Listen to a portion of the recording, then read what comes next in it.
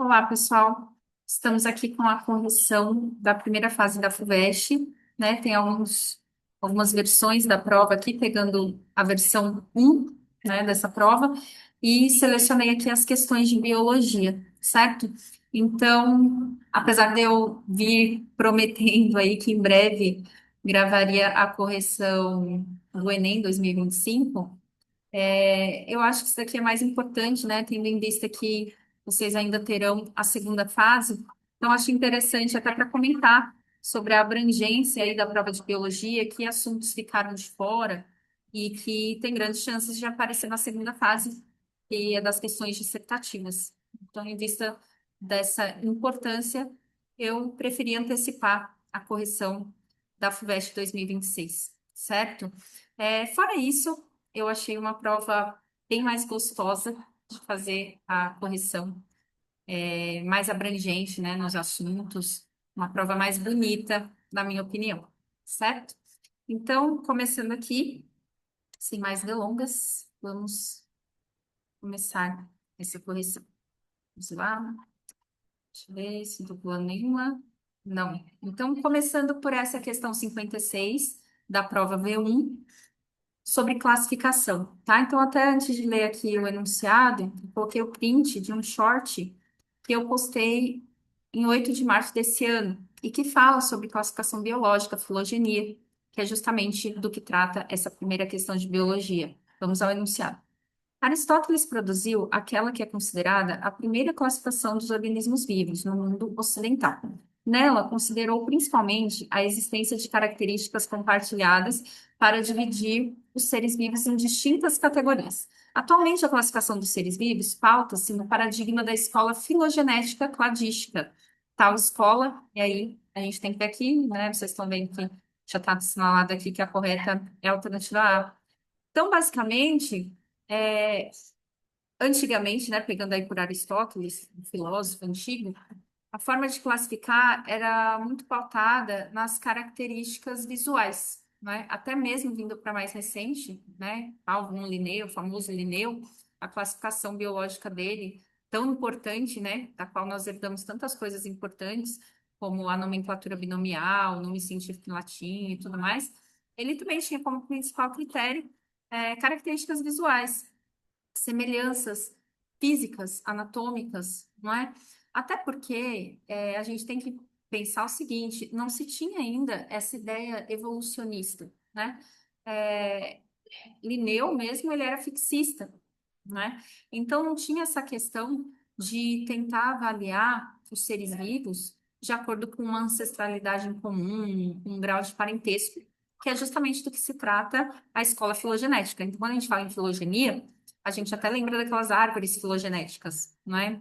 E começou com Charles Darwin, que esboçou, né, aquele famoso esboço que ele fez, né, da árvore da vida. Então, isso tem a ver com evolucionismo.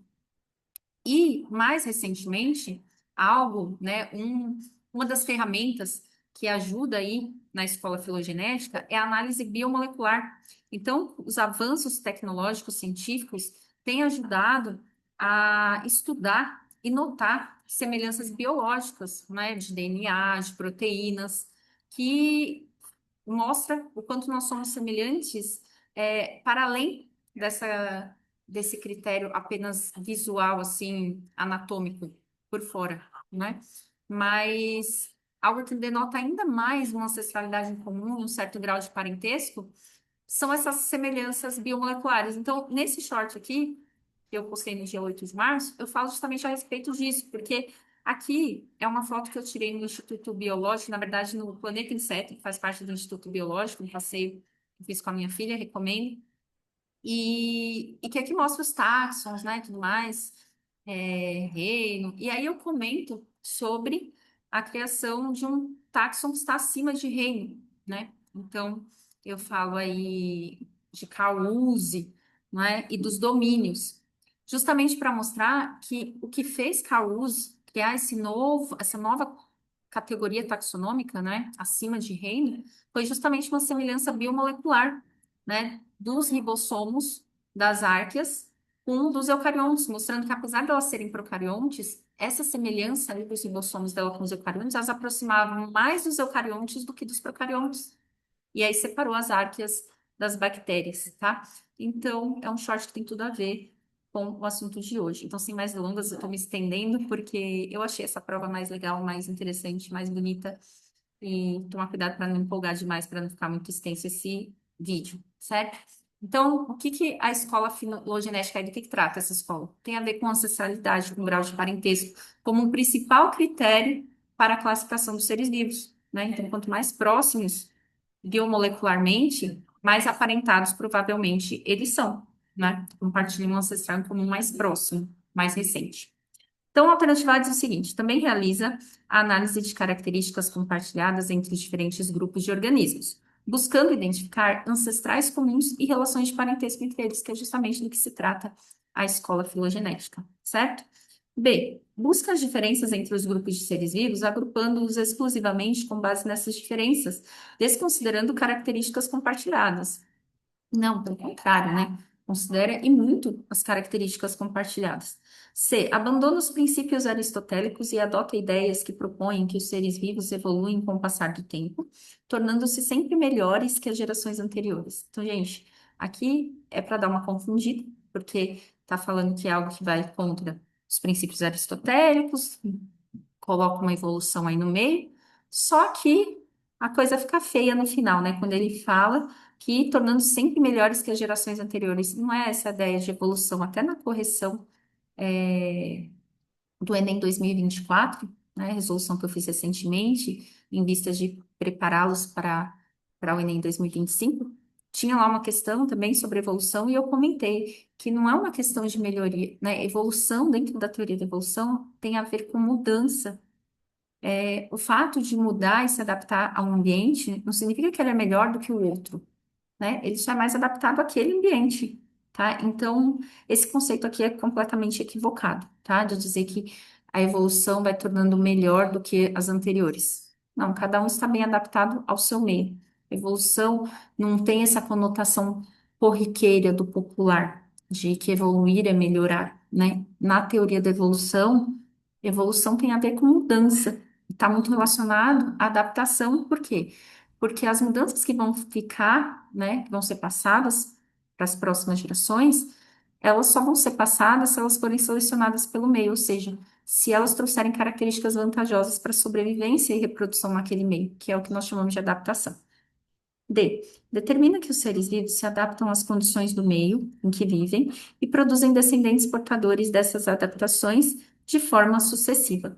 Gente, os seres vivos se adaptar às condições do meio em que vive e produzir descendentes portadores dessas adaptações, isso aqui tem a ver com evolução, tá? Mas não necessariamente define a escola filogenética, né? O que define a escola filogenética é ela adotar como critério principal de classificação essas semelhanças que denotam ancestralidade em comum, grau de parentesco.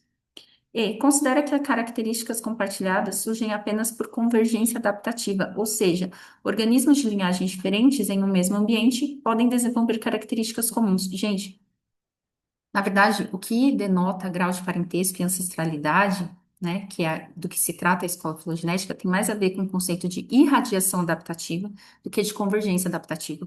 Porque a irradiação adaptativa mostra que houve um ancestral em comum, mas, devido a pressões seletivas diferentes, de meios diferentes, eles foram adquirindo ali, né, e sendo selecionadas características adaptativas para cada meio diferente. Então, a divergência adaptativa e a radiação. Convergência adaptativa não tem a ver com ancestralidade em comum, pelo contrário, né?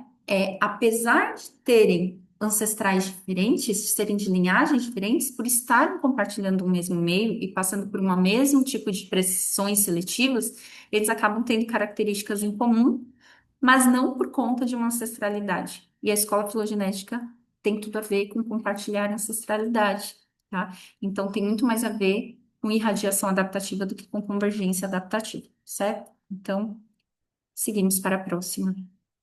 Desculpa aí, gente, se eu acabar me empolgando demais em alguns. Então, vamos aqui para 57, que eu também achei muito legal, né? Algo relacionado aí a uma notícia bem atual. Vamos ao enunciado. Em abril de 2025, uma empresa de biotecnologia anunciou que havia criado lobos com características de lobos gigantes ou direwolves, uma espécie extinta há milhares de anos. Para isso, a empresa obteve o genoma de lobos gigantes e o comparou com o genoma de lobos modernos. Com base nesta comparação, foram feitas 20 modificações em 14 genes do genoma do lobo moderno, utilizando tecnologias de edição gênica. Em seguida, o núcleo de uma célula de lobo moderno, contendo DNA editado, foi inserido em óvulos anucleados de cachorras. Por fim, os óvulos foram inseminados em cachorras, possibilitando a gestação. O resultado foi o nascimento de 3 filhotes, 2 machos e uma fêmea, que possuem pelagem branca e espessa, além de um tamanho corporal maior, lembrando o fenótipo esperado de um lobo gigante. Aqui tem uma imagem bonitinha, né, do animal. E aí vem o comando: se no futuro a empresa resolver acasalar esses filhotes, espera-se que a prole seja parecida com. Então, gente, aqui eu fui destacando um passo a passo do que foi feito, né? Aqui é interessante porque, embora a técnica seja uma técnica muito semelhante à da clonagem, né? Essa coisa de você pegar um núcleo de uma célula somática e colocar em um óvulo que foi anucleado, pegar esse óvulo, que agora contém um núcleo de célula somática, ou seja, um núcleo diploide, e inserir um outro, uma fêmea que vai servir ali como uma barriga de aluguel, vai servir apenas para gestar aquilo, são passos, né, dentro de um processo de clonagem. Só que aqui não se trata de uma clonagem, e sim de uma transgenia, porque esse núcleo, ele é um núcleo de que espécie? De um lobo moderno, tá? Então, ele pega o núcleo de uma célula somática do lobo moderno, e faz uma edição, insere genes ali desses lobos gigantes que já foram extintos. Então, ele não vai ser exatamente um clone do lobo gigante que foi extinto. Por quê? Porque não alterou o genoma inteiro, não é o genoma inteiro daquela espécie que foi extinta. Olha só, ele destaca aqui que foram 20 modificações em 14 genes do genoma do lobo moderno, né? Então, ele vai ter algumas características por conta desses genes que foram inseridos, né? Engenharia genética, mas ainda é o núcleo de um lobo moderno, tá? Então, na verdade, esses filhotes, eles ainda vão ser da espécie do lobo moderno. Eles apenas vão ter algumas modificações, algumas características do lobo gigante que já foi extinto, tá? E em relação à cachorra, porque olha só, ele vai falar que esses óvulos foram inseminados em cachorras. Gente, a cachorra é apenas a barriga de aluguel, tá? Então, nesses casos, assim como em clonagem, lembra que a informação genética vai ser toda de quem doou o núcleo, porque é no núcleo que está a informação genética. E no caso aqui, o núcleo é do lobo moderno, tá? Então, quando ele diz aqui, o que se espera se resolver acasalar esses filhotes, você vai ter lobos modernos, tá? Com características, algumas características dos lobos gigantes, por conta dessa edição gênica que foi feita, mas não vai ter alterado a espécie, certo? Por isso que aqui é a alternativa D, lobos modernos modificados, pois os núcleos utilizados para gerar os filhotes são desta espécie. Então, você sempre vai considerar quem doou o núcleo, tá? Que isso é o mais importante. A informação genética é de quem doou o núcleo. Nesse caso, foi um núcleo que sofreu modificações, mas não o suficiente para mudar de espécie e para ser realmente o lobo gigante. Na verdade, é como que um transgênico, um organismo que foi geneticamente modificado pela inserção de genes de uma outra espécie, então um transgênico. Então, uma mistura aí de transgenia com técnicas de clonagem, certo? Achei muito bonita essa questão. Vamos à próxima. Deixa eu ver se sempre dou uma olhada se não pulei nenhum. Então vamos lá. Essa aqui eu achei excelente, porque tem tudo a ver com o que nós estudamos na nossa última aula presencial, né? Então vamos ao enunciado. Após a confirmação da primeira morte humana por gripe aviária nos Estados Unidos, surge a dúvida sobre a possibilidade de uma nova pandemia. Embora os vírus da gripe aviária ataquem principalmente aves, eles também podem infectar outros animais, incluindo humanos. Infecções humanas com vírus da gripe aviária são raras e normalmente não se transmitem de pessoa para pessoa. Os cientistas concordam que mudanças-chave na sequência genética do vírus seriam necessárias para iniciar uma pandemia. Cada vez que um vírus infecta uma célula e novas unidades virais são produzidas, erros podem ocorrer. Ocasionalmente, há uma mudança genética que ajuda o vírus a se tornar melhor em infectar células. Assim, essa versão do vírus pode superar outras, infectando novos hospedeiros ou novos tipos de hospedeiros. Com base no texto, as mutações no vírus da gripe aviária. Então, gente, a gripe aviária ela só é passada para humanos quando em contato direto com essas aves ou com as suas secreções. tá? Você não pega comendo a carne cozida e nem passa de humano para humano. Então, o risco de pandemia é muito baixo, tá? Porque a pessoa precisa estar ali em contato com a ave e tudo mais. Então, essa questão basicamente é sobre mutações genéticas. Ele vai falar que para se tornar uma pandemia, teria que acontecer ali alguma mutação, algum erro ali no material genético que trouxesse, né, por exemplo, uma alteração que fizesse com que fosse transmitido de humano para humano. Aí sim, a chance de uma pandemia seria bem maior, né? E aí toda a questão tá, como que acontecem essas mutações? Então, gente, tem tudo a ver com conteúdo recentemente estudado. Vocês até ficaram de fazer as atividades desse tema aqui, é meio que um fechamento aí da genética. E a gente viu que as mutações elas acontecem no processo de replicação, não é? E elas são muito mais frequentes quando um vírus de material genético de RNA, tá? Porque o DNA, ele é um material genético mais estável, ele tem mais mecanismos de reparo, tá? Então, por isso que vírus de RNA, eles têm um grau de mutabilidade muito maior, como é o caso do vírus da gripe, né? Mesmo a gripe humana, que a gente precisa ficar atualizando, vacinando atualmente e tudo mais. Então, tem a ver com isso. Então, vamos lá. Com base no texto, as mutações no vírus da gripe aviária, ocorrem quando eles infectam espécies diferentes. Não, tá? Na gripe aviária aqui, são as aves, e as mutações acontecem independente de serem espécies diferentes, ela acontece no momento da replicação. B, são induzidas unicamente pela resposta imune do organismo hospedeiro. Gente, não é a resposta imunológica do hospedeiro que vai fazer com que ocorra mutação ali no material genético. É simplesmente durante a replicação algum erro ali na hora de montar as cópias, de fazer a cópia daquele material genético, tá? C. Ocorrem quando o vírus se replica dentro das células infectadas, exatamente, tá? Essas mutações ocorrem durante a replicação. A gente frisou muito isso em sala de aula. D. São consequência direta do contato frequente com aves migratórias portadoras do vírus. Não, gente. E E. Ocorrem apenas quando o vírus entra em contato com medicamentos antivirais. Não, tá? Então, as mutações, ela acontecem, podem acontecer tanto espontaneamente, a gente viu isso também em aula, quanto induzida por agentes que nós chamamos de agentes mutagênicos, né? Radiação, algumas substâncias químicas podem também causar, mas dizer que ocorrem apenas quando o vírus entra em contato com medicamentos antivirais está completamente errado, tá? As mutações, elas podem acontecer de forma completamente espontânea e se dá durante o processo de aplicação, então a D, ela está, aliás, perdão, então a C, ela está correta, certo? Questão 65. A vacina contra a dengue, co-desenvolvida pelo Brasil, a Qdenga, começou a ser oferecida pelo SUS em 2024. Indivíduos imunocompetentes recebem vírus atenuados ao serem vacinados, adquirindo imunidade sem ficar doentes. Pessoas com imunodeficiências, indivíduos com HIV sintomático e gestantes e lactantes não podem ser vacinadas.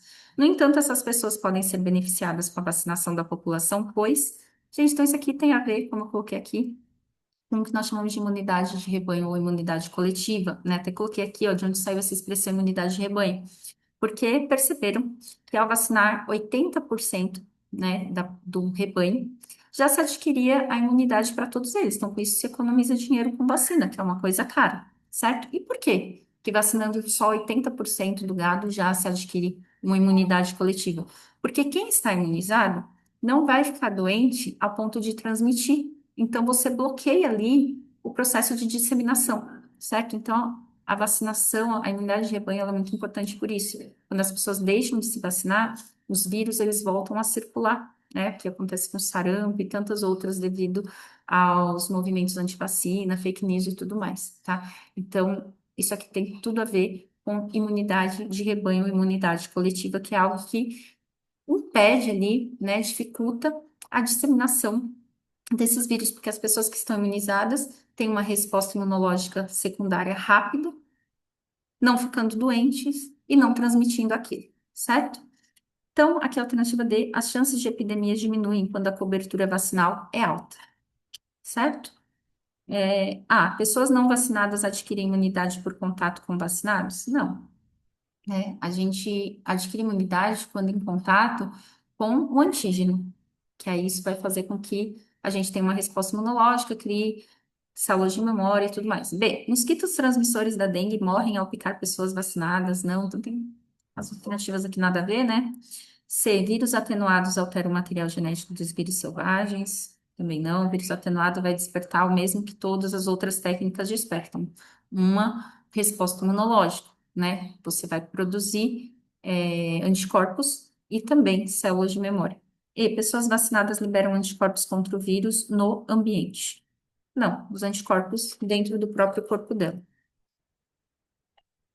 Bom, uma característica dessa prova foi uma interdisciplinaridade com inglês. Então, algumas questões de biologia dependiam aí da leitura e interpretação de textos em inglês, como é o caso aqui. Ele coloca da 66 e 67, só que a 67 não é de biologia. Então, nesse caso aqui, é apenas para 66. Não vou ler esse texto extenso aqui em inglês, tá? Vou direto para a questão. Segundo o texto, os experimentos demonstram que então, lendo aqui o texto, interpretando, que as quantidades de proteínas musculares apresentam mudanças após a atividade física, tá? Isso aqui tem a ver com epigenética, tá, pessoal? Que é uma alteração que não é exatamente no material genético, mas na expressividade dele. Então, o material genético, né, o nosso DNA, ele pode ser metilado, né? E isso pode impactar na expressividade dele ou não, tá? E o exercício físico, ele tem efeitos epigenéticos aí, que altera aí as quantidades de proteínas musculares após a atividade física. Então, aqui requeria também. Essa daqui também, tá? Serve para 68 a 70, mas aqui no nosso caso é só a 68 a 70, a 69 é de alguma outra matéria, tá? Então aqui mostra a imagem da língua e tudo mais, essas regiões. Hoje em dia já sabemos que, na verdade, é em conjunto, né, essa percepção que a gente tem. Não é exatamente só aqui na pontinha o doce, aqui o amargo e tudo mais. Então também vou pular esse texto enorme, né? E vou direto para a questão. Sobre os receptores gustativos e sua distribuição corporal, o texto sugere que A. Certas áreas da língua identificam gostos específicos como doce na ponta e azedo no fundo. Na verdade, o texto ele vai mostrar que isso daí já está ultrapassado, essa ideia, tá? É algo em conjunto, como aponta aqui em D. A detecção de sabores envolve rede integrada de órgãos que colaboram com o sistema nervoso, certo? Então, o comportamento alimentar é moldado por padrões fixados na infância, não é isso que trata o texto. Então, aqui tem a ver com a habilidade aí o nível, né, de língua inglesa e interpretação de texto. 70. Nós sentimos o sabor dos alimentos com o cérebro. Esta afirmação, à primeira vista, nos parece estranha. No entanto, assim como ocorre em todos os sentidos do sistema sensorial, no caso do paladar, a percepção consciente do sabor só acontece quando sinais específicos chegam ao cérebro. Assinale a alternativa que apresenta corretamente a informação descrita neste processo. Então, os nossos sentidos todos eles são assim, né? Da visão também. Você pode ter a sua vista, né, o seu olho, né, que é o órgão aí para visão, completamente bom, mas tem uma região lá no lobo occipital, que é o que interpreta toda essa informação para visão, que dependendo da lesão que você sofra lá, você pode se tornar cego mesmo com os seus olhos estando perfeitos. Então, todos os sentidos são assim. E todos eles dependem de nervos que vão mandar sinal para que o cérebro interprete aquilo, né? No caso aqui, especificamente, que ele está falando do paladar, são substâncias químicas, né, que lá na nossa língua, elas vão despertar, desencadear ali proteínas de membrana e vai fazer com que despolarize a membrana e produza um potencial de ação, tá? Que é o que vai dizer logo na alternativa A. Os componentes químicos dos alimentos interagem com proteínas receptoras nas células gustativas e um potencial de ação é transmitido ao cérebro. Então, aqui vale lembrar toda essa coisa do potencial de ação, né? O que significa? Nas nossas células, nós temos ali a membrana polarizada, né? Então, você tem mais sódio fora do que dentro. Então, a princípio, você tem ali carga positiva fora e negativa dentro. Quando acontece um estímulo, como dessas substâncias químicas presentes no alimento, ela faz com que os canais de sódio se abram, né? E aí, quando abre, entra sódio. E aí, o meio externo que estava mais positivo, com a entrada do sódio, que é um cátion, né, um íon positivo, faz com que inverta, faz com que o meio interno fique mais positivo do que o externo. Então, isso despolariza e gera o que nós chamamos de um potencial de ação, né? Em seguida, os canais de sódio se fecham, aí são os canais de potássio que se abrem, e aí o sódio vai para o meio externo e repolariza a membrana, tá? Mas tudo tem a ver com essa despolarização, que é o que gera um potencial de ação. E é sempre algum estímulo que faz isso. No caso do sentido do paladar, o estímulo é o quê? São essas substâncias químicas presentes no alimento, tá? Então, isso acaba sendo convertido ali em uma despolarização, que é o que produz o potencial de ação, né, esse sinal elétrico, que é o que vai ser transmitido através do nervo até o nosso cérebro para ser interpretado. Então, nem vou tratar aqui das demais, porque também, como dizem, né, são os distratores, né? São essas alternativas que não tem nada com nada. Vai, vamos só a B. Os componentes químicos dos alimentos são convertidos em uma corrente elétrica. Não são os componentes químicos que são convertidos. Então, o componente químico se transforma em corrente elétrica. Não. Eles estimulam essa abertura dos canais de sódio, fazem com que sódio saia, isso despolariza a membrana, né? E aí faz com que, aliás, perdão, faz com que o sódio entre, né? E aí o meio interno se torna mais positivo, então despolariza a membrana. Então não é que o componente químico está se transformando em corrente elétrica, ele está desencadeando um processo de despolarização que produz essa corrente elétrica, né? No processo de transição sensorial do paladar, os componentes químicos dos alimentos são convertidos em impulso hormonal, também nada a ver, tá? Então os outros aqui não tem nada a ver. 78 também gostei bastante, porque eu sempre falo da Lynn Margulies, né? Ela foi esposa do Carl Sagan, que eu gosto bastante, que tem aquela série Cosmos, que eu adoro. Então, falou da bióloga Lynn Margulies, a gente já lembra da hipótese endossimbiótica. É disso que trata essa questão. Então, vamos ao enunciado. A bióloga Lynn Margulies publicou um polêmico artigo em 1967, propondo que algumas organelas das células eucarióticas poderiam ser o resultado de eventos de endossimbiose, no qual bactérias passaram a viver em simbiose dentro de células eucarióticas até serem completamente incorporadas a elas. A hipótese de Margulies sofreu muita oposição até que evidências experimentais mostraram que algumas organelas de fato possuíam muitas similaridades com bactérias. Entre as evidências de endossimbiose, podemos citar. Então, aqui se trata da mitocôndria e do cloroplasto, né? Então, essa teoria vai dizer que as mitocôndrias e os cloroplastos eram seres procariontes que foram englobados por seres eucariontes, sobreviveram lá dentro e estabeleceram uma relação positiva para ambos, né? Um mutualismo, uma simbiose. No caso do cloroplasto, seriam cianobactérias, bactérias fotossintetizantes. Das mitocôndrias, procariontes que não faziam fotossíntese, né? Existem várias evidências, né, que corroboram, né, essa hipótese da endossimbiose. Então vamos lá. A, as membranas duplas dos núcleos? Não. Tá? Isso aqui tem a ver com mitocôndria e cloroplasto. B, os ribossomos aderidos ao retículo endoplasmático? Não. C, a parede celular das células vegetais. D, o formato do complexo de Golgi. E, o genoma circular das mitocôndrias. Além desse genoma circular das mitocôndrias, que é o próprio das mitocôndrias, teria também membrana dupla, mas das mitocôndrias e dos cloroplastos. Então, lembrar que essa hipótese tem a ver com mitocôndria e cloroplasto, tá? Então, se fossem as membranas duplas das mitocôndrias dos cloroplastos, ok. Agora, dos núcleos, não. O genoma circular das mitocôndrias, sim, é uma evidência. Mais um texto em inglês, esse vai dar 79 e 81. 81 não está aqui porque é de alguma outra disciplina, agora não me lembro qual. Então, 79 e 80 servem aqui para biologia. Então, vamos aqui, começando para 79.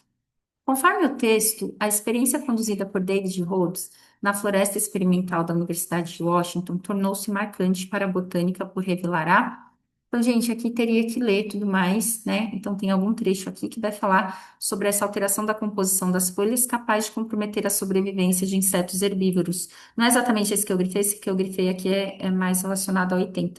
Mas próximo daqui ele fala disso também. Eu vi que era algo próximo daqui, ó.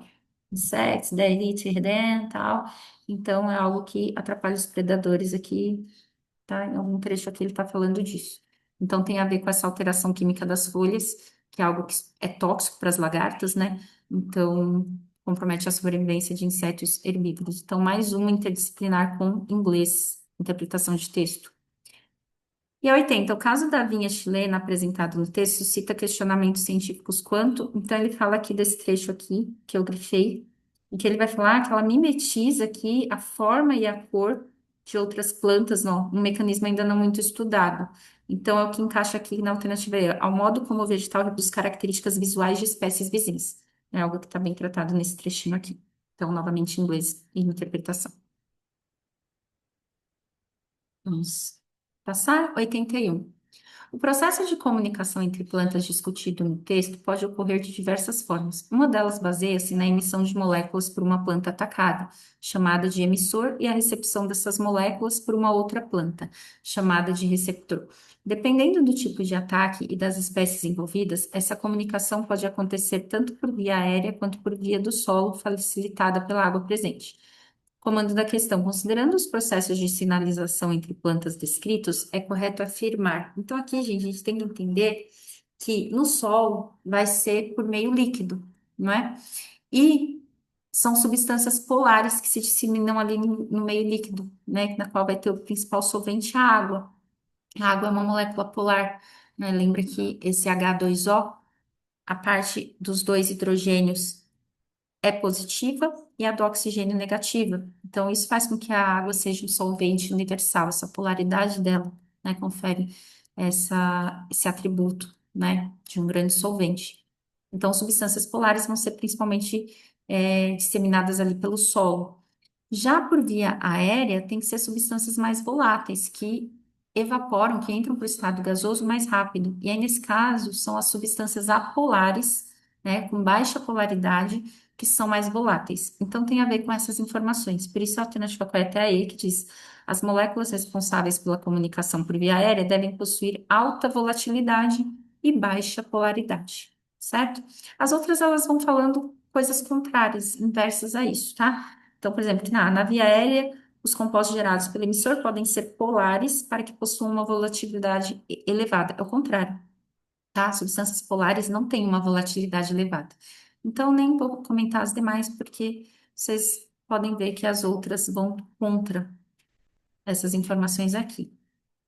Aí tem um texto para 82 e 83, ó, é bem interpretativa, coloquei aqui. Então, aqui tem um texto, tá. Em comparação com fertilizantes tradicionais de dissolução rápida, os fertilizantes vítreos, gente, que ele vai falar sobre pesquisadores da USP que produziram aí um vidro que é capaz de ir liberando, né, fósforo, silício, potássio, esses fertilizantes, de maneira mais lenta, o que é muito importante porque evita o processo de lixiviação. A gente sabe que quando a água leva esse excesso de fertilizantes para a água, pode causar um processo de eutrofização, causar mortandade dos seres vivos e tudo mais, tá? Então, o próprio texto está falando que é isso, tá? Então, todas as outras alternativas, sem ser a alternativa C, vão contra o que está falando no texto. Por isso que eu coloquei aqui que essa daqui é interpretativa. Você não precisa ter nenhum conteúdo aí, bastava você interpretar direitinho as informações que ele trouxe no próprio texto. Então, C, poluem menos os lençóis freáticos, pois a menor velocidade de liberação dos nutrientes permite que as plantas os absorvam antes de sofrer lixiviação. As outras vão bem ao contrário do que diz o texto. Essa daqui também achei uma questão bem bonita sobre os estômatos. Então vamos lá. A figura a seguir corresponde às células estomáticas da folha de uma planta de Mata Atlântica em dois momentos distintos. Então, olha só, aqui você vê que as células guarda elas estão túrgidas, ou seja, elas estão bem cheias de líquido, né? E por estarem túrgidas, os estômatos se abrem. Então, você vê aqui no meio o ostíolo, né? Que é esse espaço por onde vai ocorrer as trocas gasosas, que é a principal função dos estômatos, né? Além da evapotranspiração.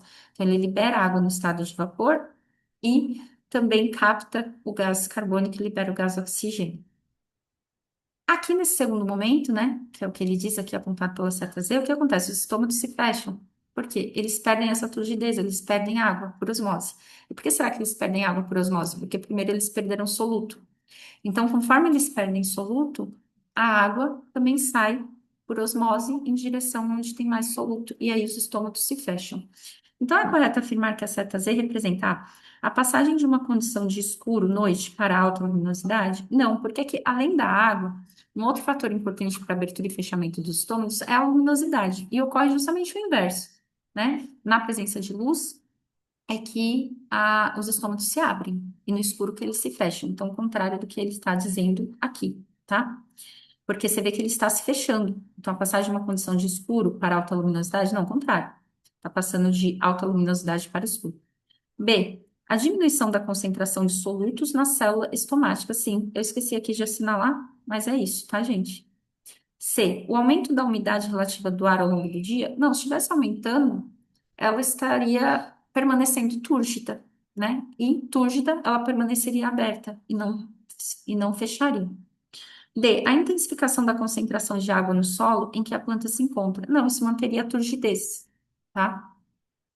E. O aumento do nível de turgescência, turgor da célula estomática. Não, a diminuição da turgescência, né?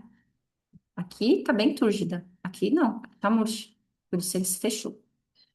Bem, 85 também bem tranquilinha essa daqui, sobre os nichos, sobre a posição de nichos. A figura a seguir representa nichos ecológicos de duas espécies que utilizam dado recurso ambiental em comum de forma semelhante. É correto afirmar que a área N representa a área N, ó. É uma convecção aqui, né? Uma sobreposição. Uma região de sobreposição de nichos no qual pode ocorrer competição intraespecífica ou interespecíficas.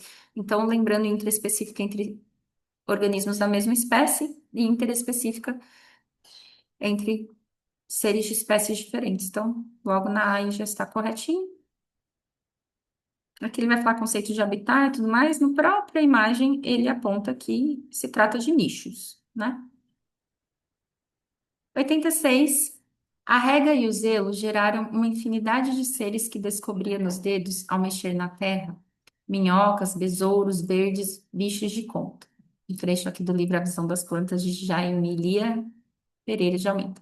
Na obra A Visão das Plantas, 2021, são descritas características dos animais e das plantas no jardim cuidado por Celestino.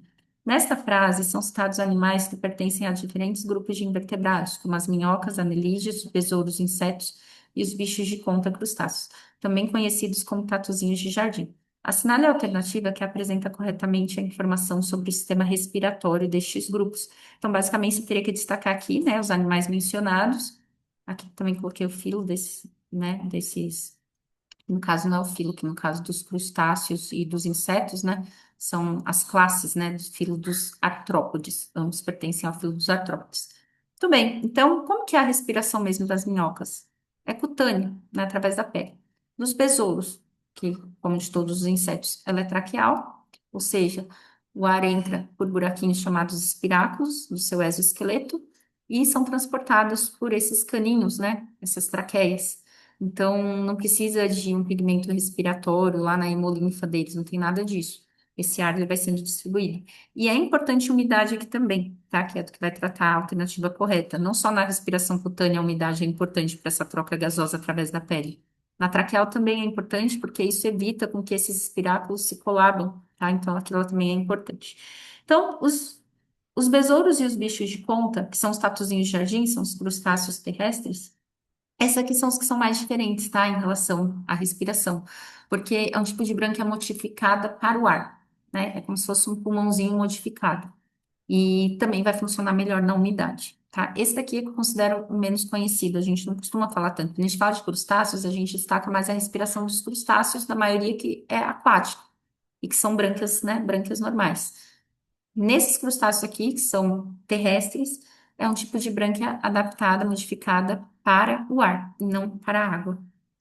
Os besouros e os bichos de conta apresentam respiração traqueal, sendo a umidade do solo importante em ambos os casos. O besouro é traqueal, tá? Que ele é um inseto. O bicho de conta não é traqueal, é uma brânquia modificada. B. As minhocas apresentam respiração cutânea, correto?